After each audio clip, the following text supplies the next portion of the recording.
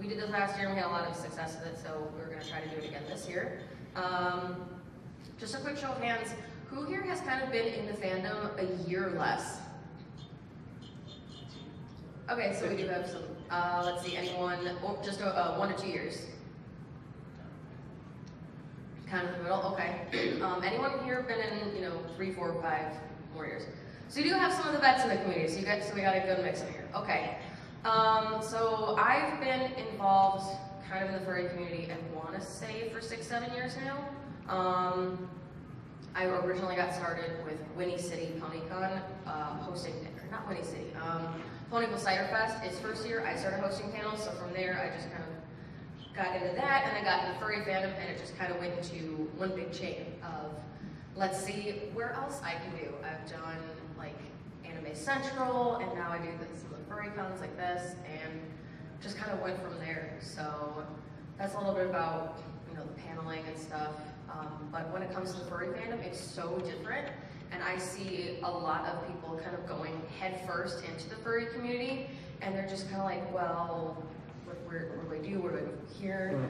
Is there like, do I have to sign up for a lot of like any local fur groups? Because there's, where I'm from, there's like the Chicago Furs. I know there's like tons of furries out in like Arizona, that kind of thing. A lot of them in Seattle. A lot of people come up to me and be like, oh, I'm part of this group, so that means I'm this furry. It's like, no, you can kind of do whatever you want.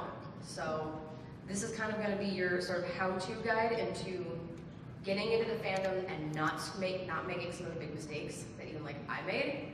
So with that said, being only in the community less than 10 years and knowing people who have been in the fandom, 10, 20, even 30 years, it's a big difference. So you see, like, how long have you been kind of involved? Since I'd say, right when I turned 18, I was able to attend First Square. Like literally a week before I turned 18, I was able to finally go to a convention. So I'd say actively 2.5 to 3 years. Okay. So I am kind of fresh to active community, but I've been doing pretty well with it. I've probably already gone to like 10 plus cons. Okay. Total cons, I want to say I've been to outside of furry cons is well over 20. So most of them just all in the Midwest. I don't travel. This is like the furthest away from home. This is like 4 hours from me. But yeah, no, that's far. Yeah, pump up those numbers. No, that involves more gas. I drive a Volkswagen. Oh God, you're not prepped for the furry life. I am not. Okay, this car is cheap. I'm not going.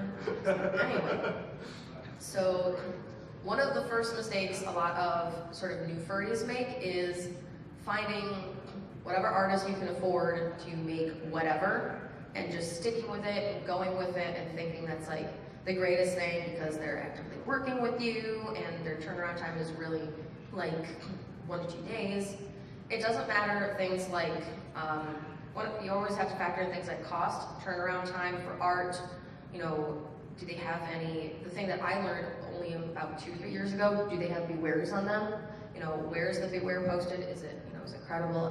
Is it credible at all? And the big mistake I made is I'm about $1,000 in debt because I paid for a partial and it's been 4 years. And Same. No one's. So that's one of the things that I've experienced. And you always want to do your research on, who is this artist? What are they, do you like if you like their art, regardless of if they're known or not, I honestly say go for it. Don't let anyone tell you who if your artwork or if someone else's artwork is good or bad. If you like it, you like it. Doesn't matter. Like, this head was made by Monster Cat Creations, so she's one of like the Dutch Angel Dragon, like Archangels or whatever. And I personally love it. I have people that tell me the pink is too light, the horns are crooked, one of my ear tips is bent, and I'm like, okay. So what? It's one of those things where a lot of people are going to tell you, or a lot of people are going to point out your flaws, but you don't have to let that determine whether or not you like it or not. Yeah, fursuits are never perfect. Me and my fiance built ours, and while people say, oh, it looks great and stuff, it's like I can list off about 100 different reasons why this thing has problems. Yeah. And going off the buying fursuits and getting scammed thing, when you're commissioning things, if it is over, I'd say $50, do it over PayPal so you have the ability to do a drawback if they do not actually give you your thing. There's multiple occasions where I paid like maybe $250 for like a partial from a local maker, and then they just didn't respond, and they did it to 3 other people. And even at MFF, there was someone doing beat badges a couple of years ago, and they were like, oh, they're $100, and they looked really good quality. So I invested, I put some money into that, and again, they just stopped talking. They said that they never finished it after a year, and then they just refused to talk to me and stopped dealing there. So if it's an expensive piece, do it on PayPal. And even going outside of PayPal, because I was on the other side of the spectrum where it had been over, like PayPal I think is like 6 months of protection, like 6 months to a year of protection. This was years. So if you ever, even if it's over, I want to say, if it's over $200, kind of just ballparking it, get a legal contract. You know, make sure that not only your artist or maker signs it, but also make sure you sign it and it's legally binding on each side. So that if anything does happen, you know, they're going to be the ones to get bitten, not you. You know, they can't just say, well, they signed it, I didn't necessarily. In some states, if it's not signed by both parties, there's no legal binding contract. So. And if they refuse to sign it, then that's a huge red flag. Yep. If you ever, for whatever reason, if you're about to commission someone for anything, if you see any sort of red flags, always double check with any other resource you can find. I know the big one is LiveJournal. The Artist Beware, there's LiveJournal. There was a Furry's Warning Tumblr page. I don't know if it's still active. I have to check, I'm not sure. But I think also for that Artist Beware site, I think they moved to their own site now. Okay. You can follow their Twitter and it'll give you updates to it, but I think they moved sites. Yeah, so that's one of the things that being new in fandom, you always want to be vigilant of. Some viewers, I will say, are completely unfounded, and you always want to, read details. Sometimes they even get followed up on and resolved, but that doesn't necessarily mean everything's all hunky-dory again. You always want to keep it in. Especially being new in the fandom, there are going to be people that will try to be like, oh, you're new, here's a special price just for you, and it's like 3 times what they normally charge. So, I've experienced that a good number of times, and I can't say I have, that's crazy. Oh yeah, no, I've had that where it's like, if you advertise yourself on whatever page or platform you're on, be it Twitter, Fur Affinity, what else is there, DeviantArt. Like all the new art pages, I don't know. I'm on Facebook and that's it. I don't even do most of the social media. I just stick to Twitter. I can't control more than one site, it's just too much. I got sick of Twitter. I'm not gonna do it. But regardless of where you're able to advertise yourself as a furry, if you want to do that, don't portray yourself as being new. Don't put excessive amount of information on your page. You don't have to do all this color formatting and stuff. You could just have a blank page that has I like this, my species is this, and that's it. You don't have to make your page, big and loud and everything. You can do kind of almost really whatever it is you want to do. And going on the whole social media thing, as a furry, you don't have to be on social media like crazy. I am not on Twitter, I'm not on DeviantArt, I'm not on FA, I'm literally on Facebook as myself.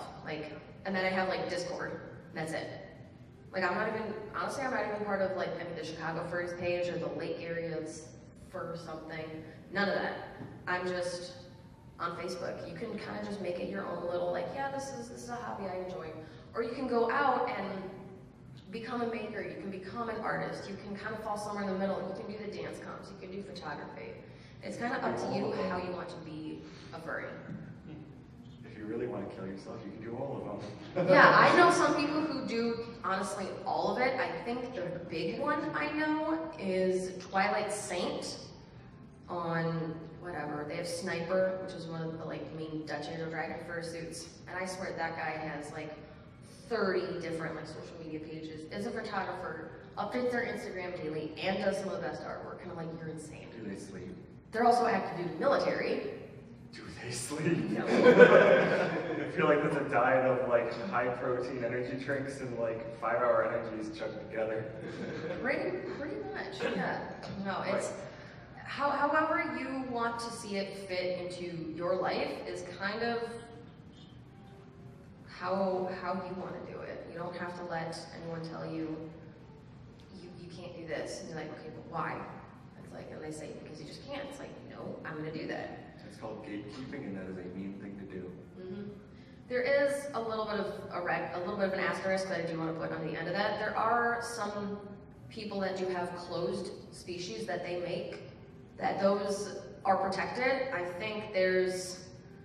I think the mannequin is one, isn't it? Mannequin is an open species. Oh no, it's the other one. The robotic one. Yeah. Protogen. Protogen. So there's protogen and primogen. You can make a protogen, but you cannot make a primogen. And you that's have a to thing, get one made by them. by the original maker. Yeah. And a lot of people are like, well, what's stopping me from doing it? Literally legal protections. So people copyright these characters, and if you make one, you're facing a lawsuit, pretty much.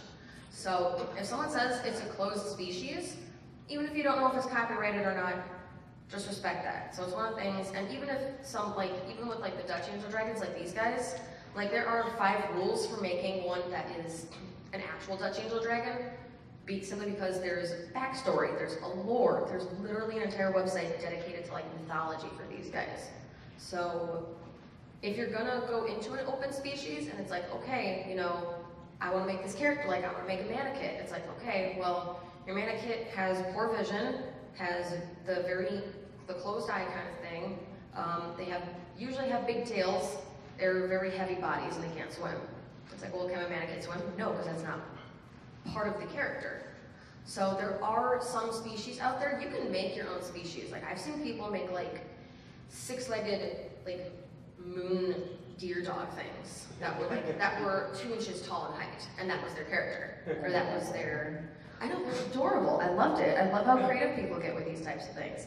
But you can honestly just get as creative as you like, whether it's, you know, a dog that comes in pastel colors or a whole new species. Anywhere in between is really, again, it's however you want it to fit into, you know, your end game, your goal. So I'm kind of interested. Has anyone here ever thought of making their own like species or their own kind of like thing? I have a main character that's literally an anthropomorphic gorilla. Based on a terrible joke someone made with my persona once, and I have almost as much art of it as I do of my persona at this Is point. its name George Foreman? No. I'm going to do that. Original concept, do not steal. There is going to be a George Foreman in that. I will warn you. But yeah, like even things that like you wouldn't think, like an anthropomorphic gorilla. I've seen some people do like their persona is literally an airplane. Yeah. Like I've seen a first of those. It's adorable. Yeah, they're really cute.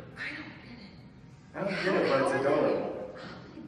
I don't know. I'm more interested in the construction. I mean, there is that one anime about like the dragons that pretend to be planes. Maybe it's like that. The species name for that is an aeromorph. Oh my goodness. You can do your research now. There you go. Wow. Well, even I learned something today.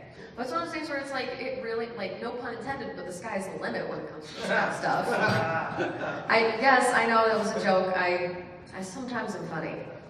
But, you know, just honestly, just even getting, like, as creative as possible. I mean, yours is basic canine, right? It's actually, it's a K-line.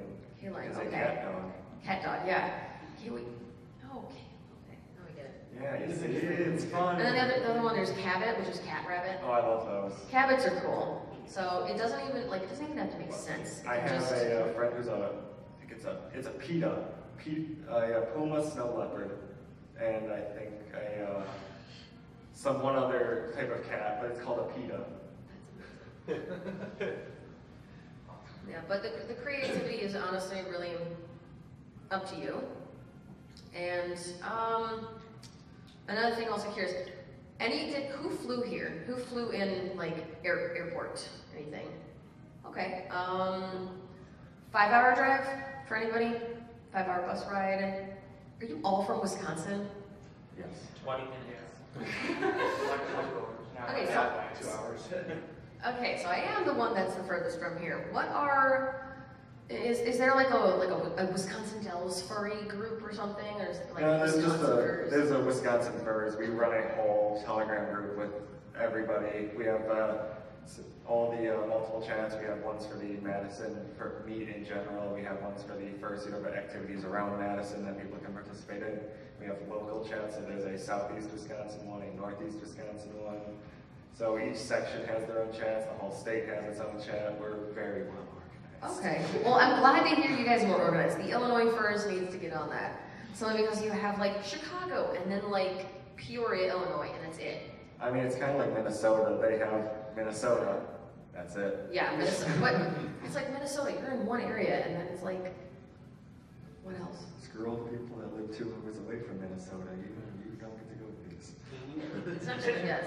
But again, going back with the, kind of sort of almost like finding your place. If you want to be part of the Wisconsin Furs, do it. If you don't, you don't have to. There's literally nothing stopping you. Yeah. Like, oh man. I was part of the Illinois Furs, Lake Area Fur Friends. I started the North Shore Fur Group, which is like the North Shore of Chicago. It's like the suburbs. Oh god, what else is there? I think there's like 3 more just for like the greater Chicago area. There's the Midwest Fur Bowl. Yeah, that's its own, the Midwest Fur Bowl or whatever, that's its own other like thing. And it's crazy how many there are just for this one area. Yeah, it's pretty nuts how you guys have it set up, I'll be completely honest. I know, it's kind of like your subway systems. Well, your train systems. At least that makes sense. Sometimes. The loop literally is a square. Yeah, well, we have one way and another way. They go one part of the city to the other. Wow. Who would have thunk it? I know, right? Trains go places. At least our city's on a grid. Milwaukee's on a grid. Not a good one. I'm sorry we built on a mud flat. Our city burned when we came back. What's your excuse? Native American curses and big burial grounds. I reiterate, we literally burned down and came back. So, it just means that cows are your enemies. Embrace them. They don't even know if it was actually a cow. Yeah, they kind of just figured it was. It's easier to blame Wisconsin animals for it. Yeah, true. I mean, that's how we got cheese curds. Guess we're cutting off that import. There you go. But no, what's funny is you see a higher concentration of furries in certain areas, like, which kind of, I want to say kind of explains why like Midwest Fur Fest, for anyone who has or hasn't gone, Midwest Fur Fest is now, I think, the largest furry con. At least in America. Yeah, at least in America. I haven't left the country before. I don't know about a lot of the international ones, but I know it is now the biggest one in the state, or in the States. And that's one that I would, out of the conventions, I would say that one's definitely worth going to. That's honestly the only furry convention I've actually been to. I can't speak for anything else. Well, for Midwest, we actually have quite a few like very good ones that everyone like renowns it. So Midwest Fur Fest, of course, is the biggest. And honestly, it makes sense. It's pretty much the middle of the United States, so furries can come from all over, and it's next to an international airport, so it's literally prime time spots. But Wisconsin also has Fur Squared, which has been getting popular. There's Indy Fur Con, all these different Midwestern cons that are decently popular. Thank you. And that's Wolfen Tech. Hi! Ladies and gentlemen. Apparently I forgot my phone. Yes, you did. That happens. I'll be back shortly. The Take man, your time. the myth, the legend.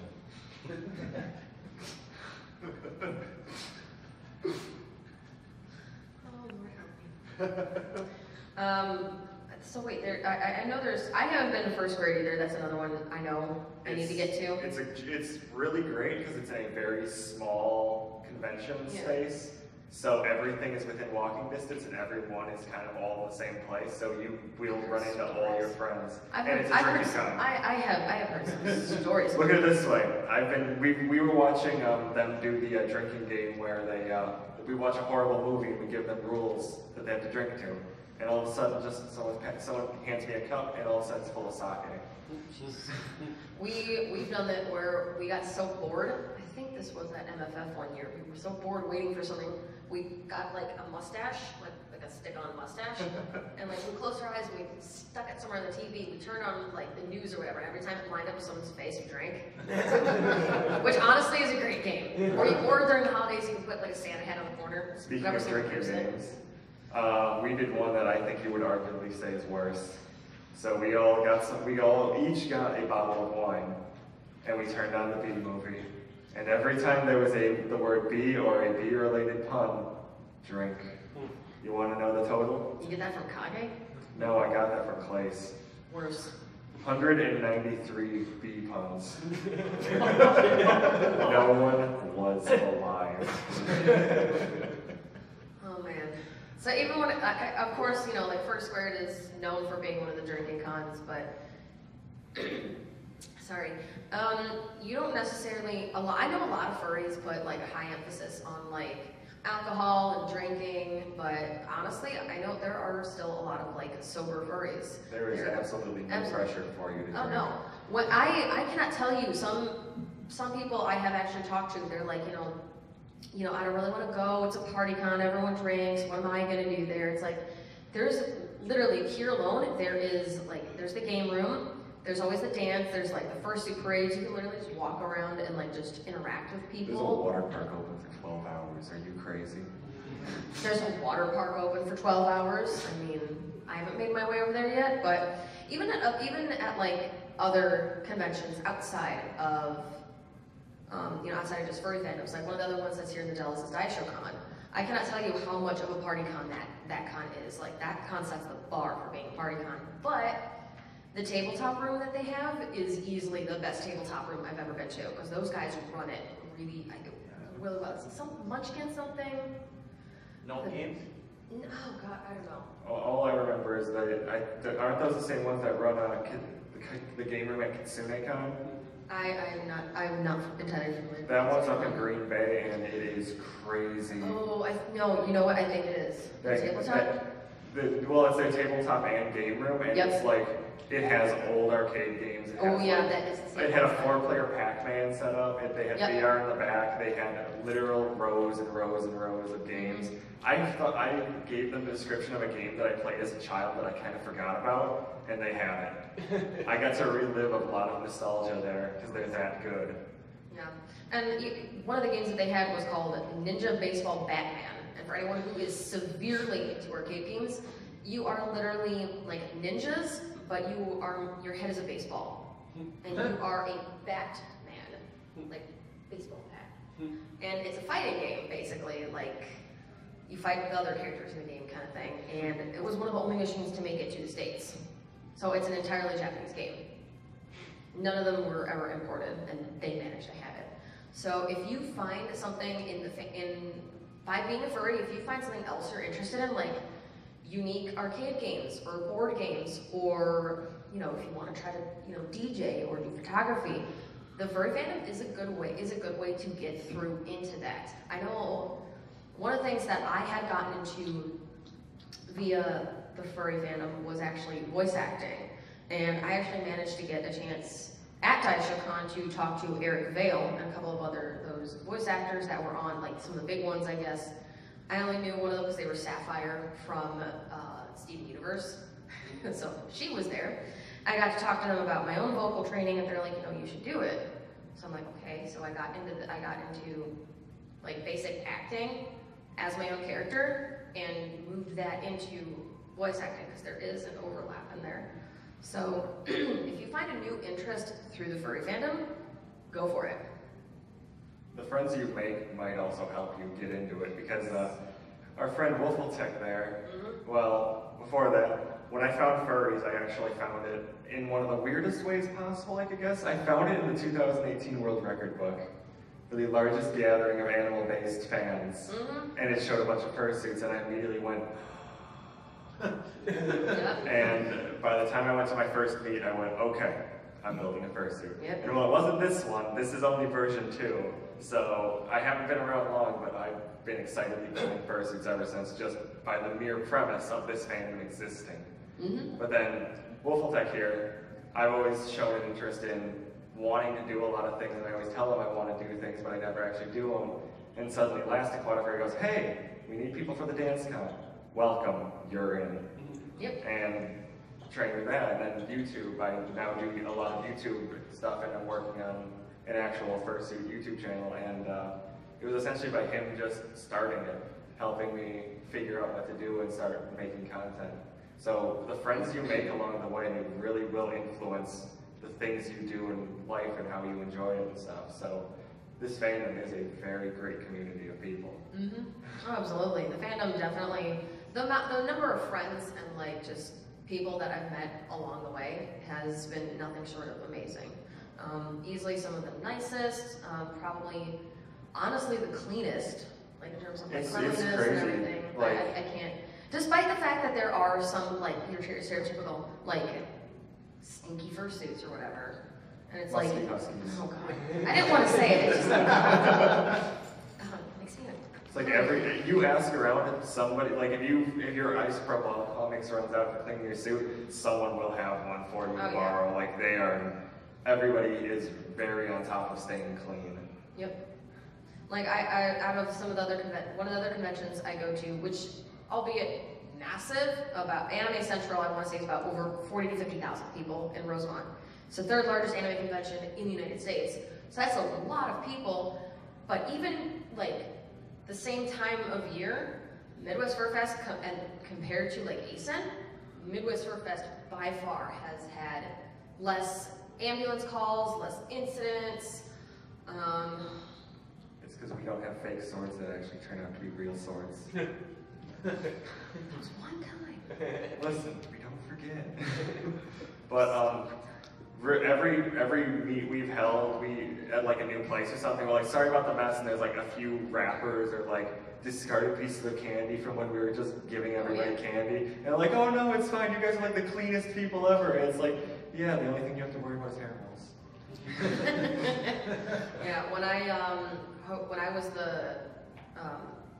still the head admin for the North Shore Fur Group, there was an Irish pub that I actually used to work at, and I want to say we had like at least 12 and a half of us there, you know, just all go after our fur walk, and we made sure to stay clean, we didn't get loud, we didn't get rowdy. As kind of a general courtesy, we limited ourselves as kind of like an unspoken rule to 2 drinks each. You know, like, you can have a Guinness or like a cocktail or something, but you can't like go and start doing shots at the bar or anything. So we made sure to stay courteous. It only counts as one. Fair enough. No, but if you ever do want to host your own, like, if you find a bunch of friends or some new people and you want to host your own fur meet, my best bit of advice, and I definitely think, because the Wisconsin Furs are very organized, you can probably get on Yeah, I definitely. run some of the events, so. Stay, you know, always check with, don't go out and just have a bunch of people in suits and then just show up. Yeah. Check with the businesses beforehand. If it's a privately owned area, get a hold of the local office or the landlord or even your local law enforcement. Yeah, one of the best ways that we do it is, since we already have an organized Madison meet that we do, I host prior to that a fursuit walk. And that's the best way to start with a meet, is do kind of a walk, and then you guys are getting out and about, and then afterwards you can de-suit and like go hang out, get some food, get some drinks, because this is all public property. As long as you have handlers and people who are working with you, this is an event that no one can really get yelled at unless you're like being mean to people or like harassing people. I know some areas do have, at least where I am, in my specific village is what it's legally classified as, you cannot walk around with your face fully covered, with the exception of like Halloween, or if you are like an actual performer hired by a local business.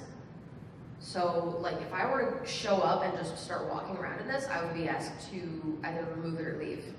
So you always have to check with your local, check with your city laws, check with your state laws, your county, check with the businesses, make sure that and even not even check with businesses to make sure, okay, but at least tell them what's going to be going on.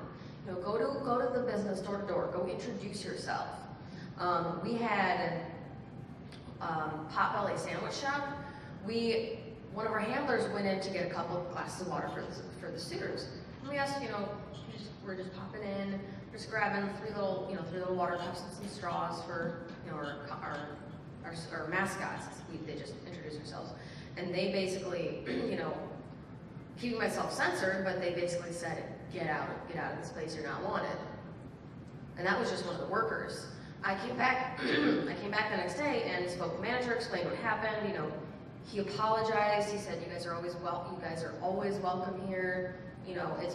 It's also one of those things where I took a bit of the blame because I didn't reach out to that one business in particular and tell them what was going on. It was just kind of, you see all these vibrant colors and these costumes one day, and for some people that is jarring. This is not an everyday thing. This is not something you see. For us, we probably see it every day, but people who are outside, outside looking in, can be a little bit difficult to handle. This is probably the first time they've ever seen this in their lives. Right. Like the first time we did the Madison walks, people were very curious and interested, and we still get that quite a bit, especially when we do the farmers market runs and stuff, because these are people that live out in the country. But now when we go around, there are some here, oh, the furries are around, yay! You gain a reputation as long as you're creating a positive atmosphere and I'd say professionalism, but we're dressed as costumes, so. Right. I mean, you can still be professional and look like this. You definitely still can. Yeah, there is a lot of level to it. There really is, and you have to, even if someone kind of comes back at you and is like, you know what, we're comfortable with you guys being here, can you just, do your thing, but not here. Some businesses will be respectful in their approach and saying, we're not comfortable, you do your thing, we'll do our thing. Not everyone is going to like your fur meets or your gatherings, and that's okay. That's totally fine. And if someone's having a private event at something, don't just leave that alone. Do not, that's the biggest thing I have seen some people do is crash private, or a kids festival in the park or something. Oh God. Leave that alone. Okay, I get so your here's the creative thing with characters. kids. We have very specific ways that we deal with kids is do not approach them. They have to approach you. Mm-hmm. If you approach them, it can be seen in very bad ways. Mm-hmm. And it's same with private events. There's a lot of pictures of the Whispers romp where we have gotten pictures with people at weddings or at homecomings, and it's all they asked us. We didn't ask them. Oh yeah. It's all, if it's a private event or a business, usually they will be the ones to invite you. Do not just invite yourself. And a good example was I held an impromptu one at the Dells this summer, which, horrible idea, it was 100 degrees, but it was great. And one of the escape rooms invited us in to take pictures and stuff. We were walking by and they're like, oh, come in, let's get some pictures of you guys with the escape room signs and stuff. And they posted it to the Facebook and stuff. So it's really dependent. Some will be mad, some will be really excited, and some won't care. Oh yeah. It's all just be courteous. Be extremely courteous and don't just go to people's events and crash them. If they invite you, you're more than welcome to, but don't just go up to it. Yep. And you always want to make sure that if you do have people running up to you, make sure that whoever your handler or handler team is, that they're ready. Especially if you're a silent suitor, and I even say this not even just as a silent suitor, but when there's kids, try to keep the magic. I usually go mute when kids are around. I'll talk in suit to adults and stuff and explain stuff because I'm a very I switch off between silent and talking. But yeah, when kids are around, it's usually best to just do a silent suiting unless you have a character voice, which then go for it. Some people do, yeah. I can't modify my voice really that well, so I just go quiet. Yeah. See, the whole voice modification thing, I definitely do for this. I don't do it necessarily for really little kids at first, simply because I know some kids that get terrible. For some kids hate mascots. You see them at baseball games, they see I don't know, Tony the Tiger, whoever some sports team mascot guy is, and they will freak out. Not every little kid is going to think you're some magical unicorn thing. Some kids are going to think you are terrifying. So you always have to be able, when you're out and about, especially in your local community, read the situation. Or like do your best to read the situation. Even though your vision is bad, with your fursuit, you have to be extremely good at reading someone's body.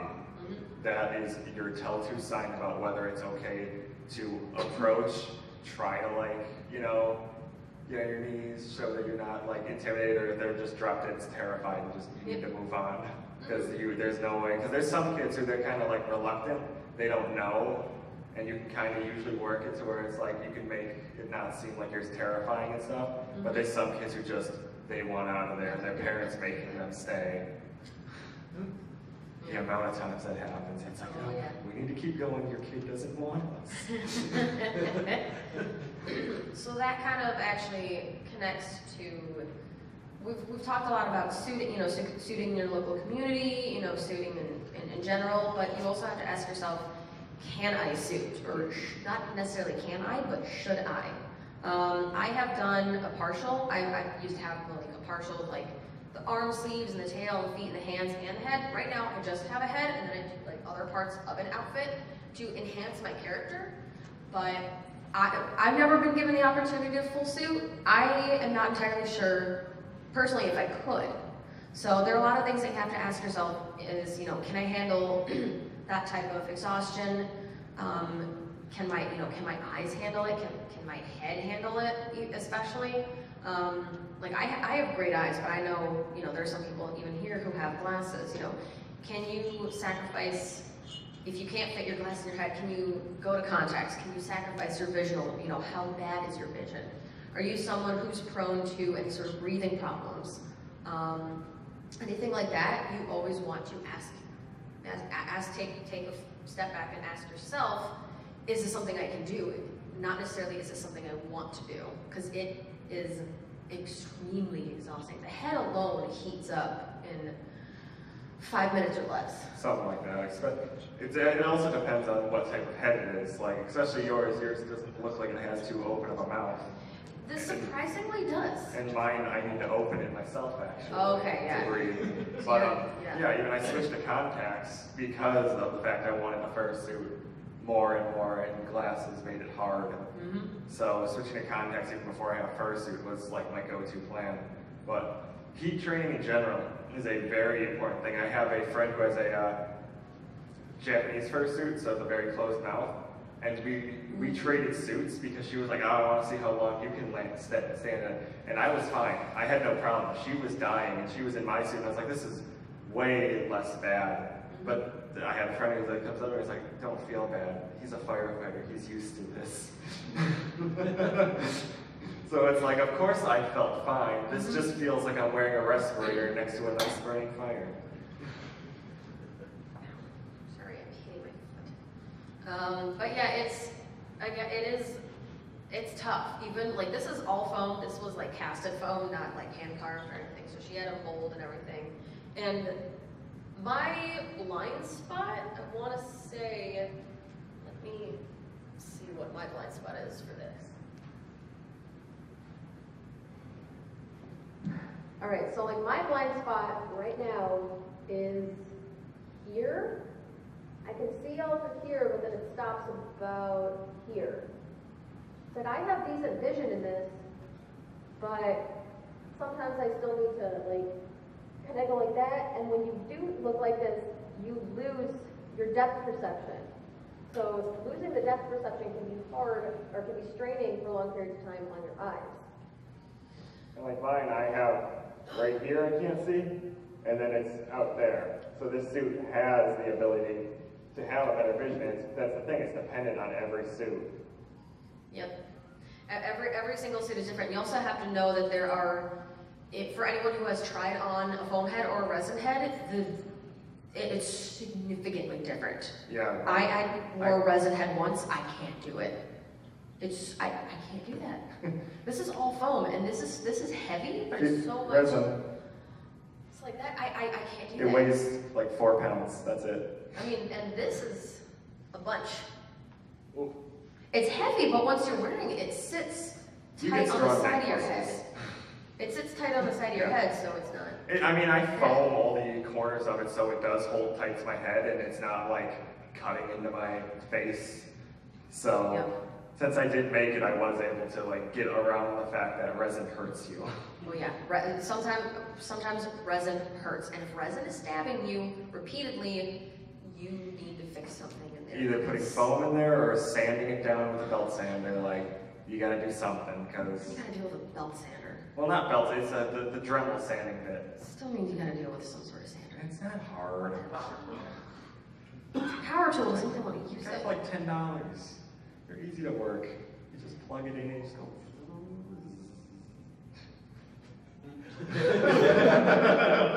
I couldn't even keep my dog away from eating my laptop charger. What makes you think I can use a power tool? Is it scared of a vacuum? No, he attacks it. I fear for your life. That dog fears no evil. He shall be a god among men. He's afraid of like the paper tubes from like toilet paper or whatever. Make a fort. Make a fort to protect everybody. I know, suiting and the costume stuff in general is hard. So let's say you want to have your character done up all the way, but you don't want a suit. You can do parts, you can do shirts. Kigurumis are a huge thing. One of the ones I know is Mango Island. I know they're one of the big ones. Pearlworks is great. I got mine from them. I Lemon love. Bread is literally selling at this convention. They're here, yeah. Yeah. So they're, and I have one from one of my other characters, and it was like I had the face done on it. I had faux fur accents, and it was like $400. Yeah, they're not horrible. I got mine for 400 too, and I could literally pick which expression I wanted, and they would then design it and then embroider it on top. So it's just as customizable as a fursuit, and it's essentially pajamas. Oh yeah. Who And doesn't most love of them, pajamas? Most of them have pockets, and I'm really. The issue is the pockets are like halfway down your thighs because of how much they peg. But that's still. It's still pockets. They're big pockets. It's great. Giant pockets. It is fantastic. And speaking as a woman, who most of my clothes are made with fake pockets, getting giant pockets is a relief. Now So I want to put I fursuit personally love pockets it. in mine.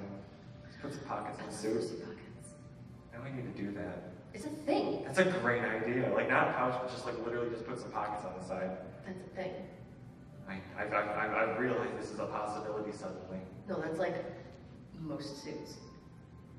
Not any that I know up here. None of us have pockets. This is new to Wisconsin. Oh man. Look at you fancy Illinois people with your pockets in your fursuits. No. It's hard, There's a lot to take in the furry community. There's, costuming, there's, can I be an artist? Can I market myself, how can I market myself if that's the route you want to take? Or what are the friends I want to make? Do I want to work conventions, which is what I ended up doing? If you volunteer to help once, they'll have you for the entire con. Oh yeah. They know you're dependable. That's any convention. It really is. You ask to volunteer at Anime Central, and it's like you're there for 12 hours. It's like, what happened? What happened? I got this cool con shirt, but that's it. Hey, those contracts are like $40. They are really nice. It's totally worth They it. are pretty strong. I still gotta go buy one from this con just because I like I didn't shirts. sponsor. Buy t-shirts. Support the Always birds. always buy a convention's t-shirt. Yeah, it's literally That is seriously my best piece of if advice. you go to a show, I always say if they're decent price, get a t-shirt. If you go to a con, get a t-shirt. Like I went to both the Night Vale shows that they were held in Madison recently. Each time I bought a t-shirt from them because they're only like $20, and it's like, I'll remember this forever because there's a good memory to go with this. And that's what these shirts do is you take it out, you put it on, and you suddenly just remember all the good times you had at that con. Yep. I don't necessarily remember anything else that was on my PowerPoint. So I think since Support the birds. yes, donate to the charity. The charities are always They have the a charity is $5 honestly why raffle. we're here. So without that charity, there wouldn't even really be a convention. If you haven't heard, there's a $5 raffle to win a fursuit head. Each $5 gets you a ticket. And those will be drawn at the charity auction to win that fursuit head. I didn't know there was a raffle. Yeah. I'm gonna go do that. Yeah. I'm gonna do that later. It's a very cute cockatiel. I think it's a cockatiel. Yeah. It's So very we cute have bird. about just under 20 minutes until the fursuit parade. I know some of us are going to attend, but we still Questions? got, yeah, I was going to do like, 10 minutes of questions. So if there's anything anyone wanted to ask, I don't really bite. Hard. I thought it, you said it. So yeah. There's a reason Wolf has me as his underling. It's because he needs a place for the bad words to come out. Oh, that's my pager. That's my EMS pager. I'm sorry, I have it attached to my phone. It's not dying. So anyone curious? Anyone have anything to add? So, anyone want to say how they got involved in the furry fandom somehow? Go Yeah, ahead. she looks at me because I found a pretty good story. Ooh, story. I was I was in the esports scene as a general writer, and I would cover events, and I was paid to go and cover an event called Genesis. And they just happened to be sharing the same convention space as For the Confusion. So a ton of these gamers had never seen furries before in their life that showed up. And I was just joking around on Twitter because I saw, oh look, they have like the Smash Brothers tournament at that con. I should write about it. Like I was in good spirits. I wasn't trying to be mean, so I just sent to their Twitter like, hey, you guys want me to come over and write? And this the chair of the con comes and finds me at the tournament and says, here's your pass to come tomorrow. Please write it. We won't like hunt you down. We won't like stop you the whole time. Write your honest experience about what our convention was like and put it on your website and get in for free. And since I was the editor-in-chief, I could write whatever I wanted. So I said, yes. And I went. A bunch of people heard there was some person from the tournament next door at the con. They hunted me down and got me in a fursuit. So the first time ever with furries, I'm running around in a fursuit and stuff, and I was hooked ever since. It was incredible. That is a very, Wow, that's actually really cool, and that's actually a really unique perspective because getting for journalism and what you already did and gaming and everything got you into a different subsect. Also, a bunch of gamers that had never heard of furries. Are you kidding? Yeah, that sounds That- really. A That's lot of people had heard, but no one had ever. This is before Sonic Fox was becoming a big thing. yeah. So like a lot of people had maybe known furries were a thing, but had never seen the suits anywhere. Was this like what? 2011? It was at least like 3 or so years ago. Okay, so that's still like And very the literally funny thing is whenever that I play article games. got more views than anything else I've ever written. It was incredible how many people just came and were like, "This is the coolest thing you've ever written." This is It's like I still throw doubt at that because I remember playing Counter-Strike when I was younger and kicking butt, and of course I had my persona as an icon. And the second they started losing, guess what words came out? Man, the first time I had ever really learned about learned anything or even a shred of what furries were, I want to say back in the days of when a lot of the modded Minecraft servers were really big. Like Ultimate. There's always the Feed furry Beast. character. There's always one guy who is like, his suit skin is like, or their skin in the game is like a person. Guilty. I spent like a day building that so that I could have my Sona in game. Every time I look at it, I still get happy because I was like, oh, I made this. Might still just default Steve. I've found whenever there's something that has to do with like voxels or something that I can like create the custom character, I will just find one and just slowly start changing the entire palette to fit my Sona. It's just become like nature of me now. It's like I look at it, it's like, I have to. I need to. Yep. And that's integrating furry into the gaming community is a big thing a lot of people do. It's huge. There are, I can't tell you how many, there is, I don't know what the guild is, but there's a Christian World of Warcraft furry server, which is like a very, like you'd think it's very narrow. No, it's a few thousand people in this guild. Well, to be fair, It's a World of Warcraft It's guild. World of Warcraft, so I think But still, a it's lot like of them it's- could have been like turned into furries. Oh, yeah, from absolutely. them. So I feel like there was a lot of conversion therapy going on there. Oh, Excuse God. my choice of words. I was gonna say the choice of words. I'm like, are you okay? But yeah, I realized it after I said it, but I was like, oh, it's too late. If you saw Jackbox last night, you'll know that's about my filter. Jackbox is great. But yeah, there's a lot of things. The furry fandom has a lot of overlap into just general stuff. Like, again, there's gaming, journalism even has some, it has a lot of theater, definitely a big one. So if anyone here has, been in a musical or, been in a play, there's definitely a lot of overlap between bringing your character to life and acting. I would say there's a heavy overlay right there.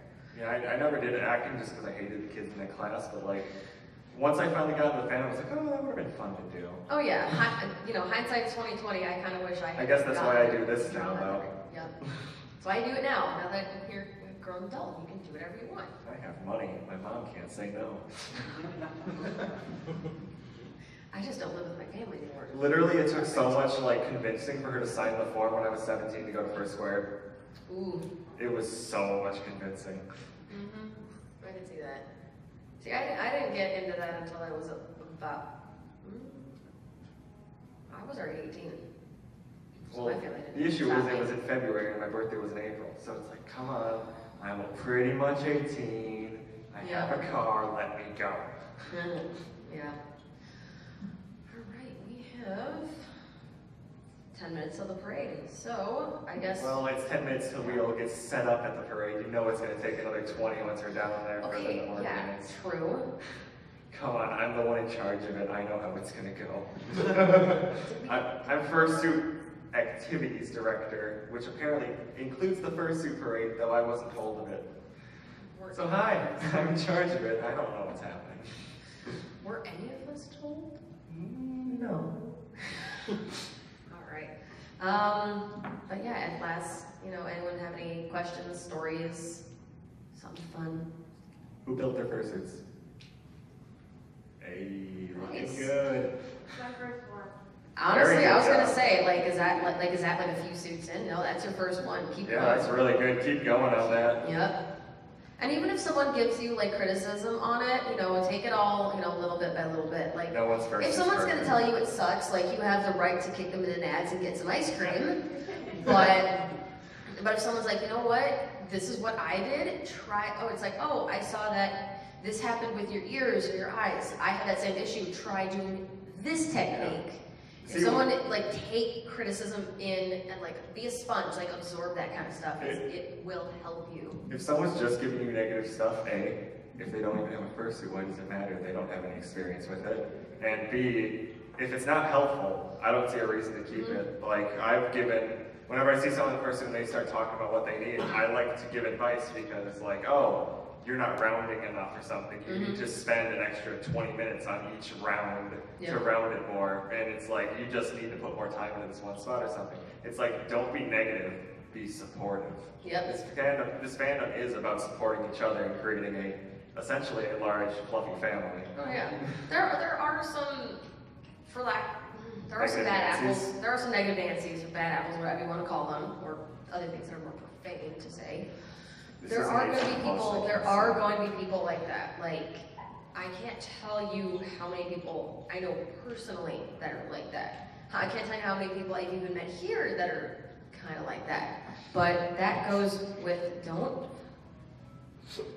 I'm not gonna say. I already know it's me, okay? Don't need to at me with that negativity. Don't have me. I'm on Discord with you. Yeah. No, there are going to be people that are going to intentionally try to bring you down. There are going to intentionally try to start drama. This fandom is honestly, I would say its major downside. There is a lot of drama, but We accept everybody, and sometimes that's an issue. yep. Don't let, you do your own thing and keep being fuzzy. This is your life. Make sure it's fluffy. Yep. Pretty much. So I guess that would conclude. I did my best without a laptop Or wolf.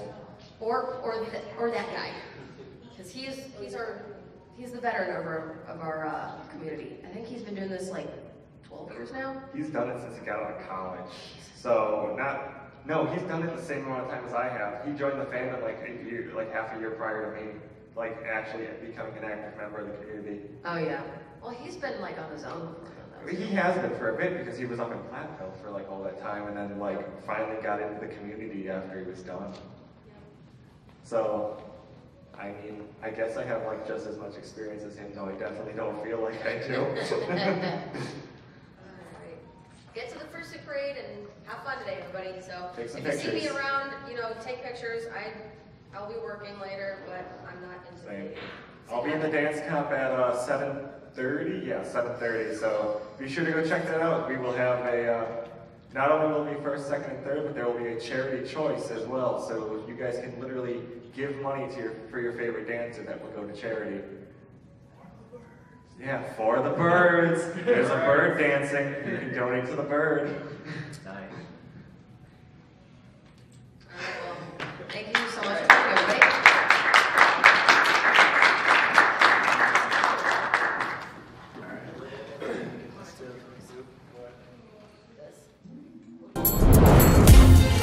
Silver Gattoman, he bought me a coffee.